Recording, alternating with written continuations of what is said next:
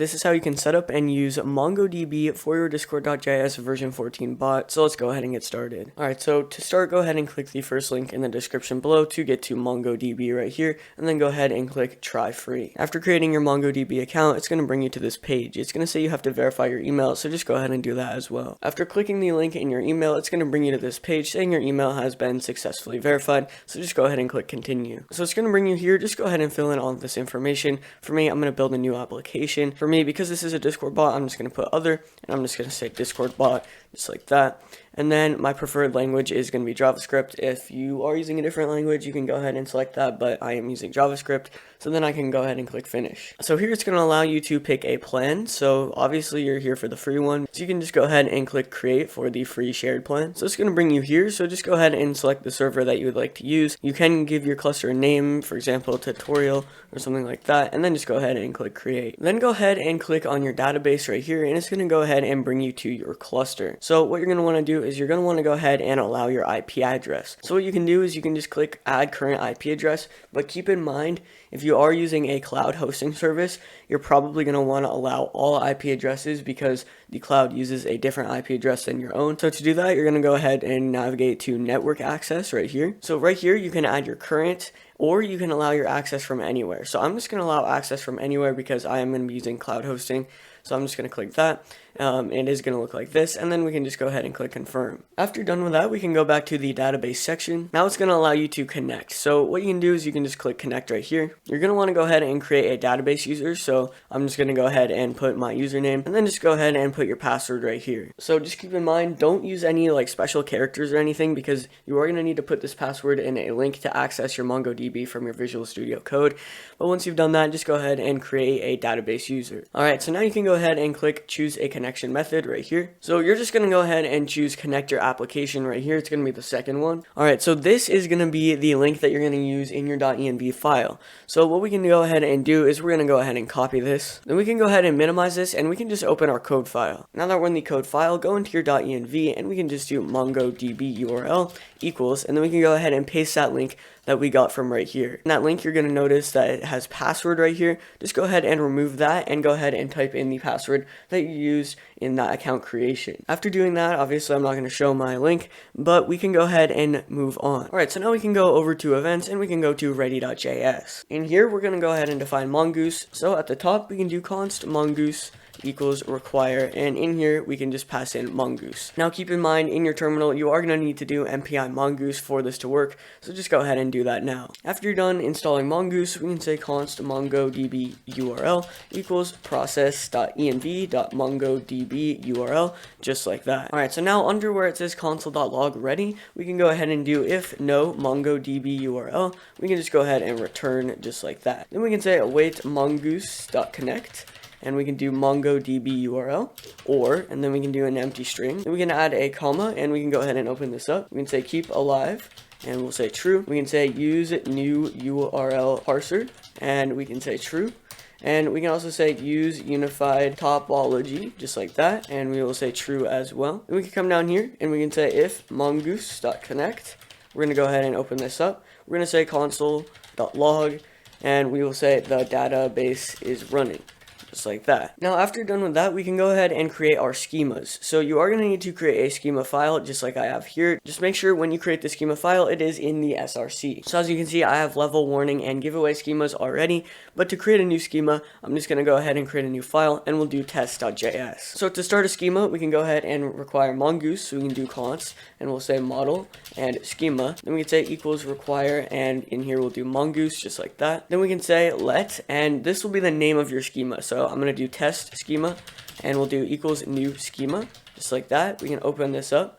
So in here, this is where you're going to get all of the information you want to store in the database. So if you want to store a guild ID, you can use your guild or the user ID, user tag, whatever you want to store. If you want to store a number, that kind of thing. So I'm going to do guild ID and user ID, for example. So what we can do is we can say guild ID, and we will say string, and we can say user ID, and we'll also do string. So this is what I'm going to be storing in my test schema. I'm going to go ahead and store the user ID and the guild ID, as you can see here, and they're both going to be stored as strings. Now we can come down here and we can do module.exports equals model, and in here we'll do test schema, and we'll do comma, and then we can say test schema right here. Keep in mind the information that you are going to be storing is going to be different depending on what you are doing, so just keep that in mind. Usually the video you're watching or whatever you're trying to create, it will be kind of obvious what you have to store. Like for warnings, you might need to store the warning reason. You can pass that in as a string, but usually that will be in the video that you are watching. Alright, so now we can go to community and we can go ahead and create database test.js. In here we're going to require the /command builder, and we'll do equals require, and we can say add discord.js/builders. We are going to make this like a normal command so I can show you how to require and store all this data. So we can do module.exports equals, and then we can do data. We'll say new /command builder. We can do .set name, and for the name we'll do db test. Then we can do .set description, and this will be db test. And then we can just add a comma. We'll do async executes, and we'll do interaction, and then we can just go ahead and open this up. Alright, so in here I'm just going to go ahead and find the schema. So at the top of the file we're just going to do const, and we'll do test schema, and then we can do equals require, and in here we're going to get the file. So we can do // we'll do schemas, and then we can do /test, just like that. Then down here we can do test schema.find one, and we can pass in our guild ID because that is the first one that we got, and we will do interaction.guild.id. And then we can go ahead and pass in the user ID because that's the second thing that we required in the test schema. So that is going to be our interaction.user.id as well. And we can go ahead and comma async error and data, and then we can open this up with an arrow function. So in the test schema we're always going to start by doing if error. We're just going to throw the error just so that if there's an error we can get rid of it. Then what we can go ahead and do is we can say if no data, we can open this up and we can actually create a new schema. So then we can say test schema.create. We can open this up.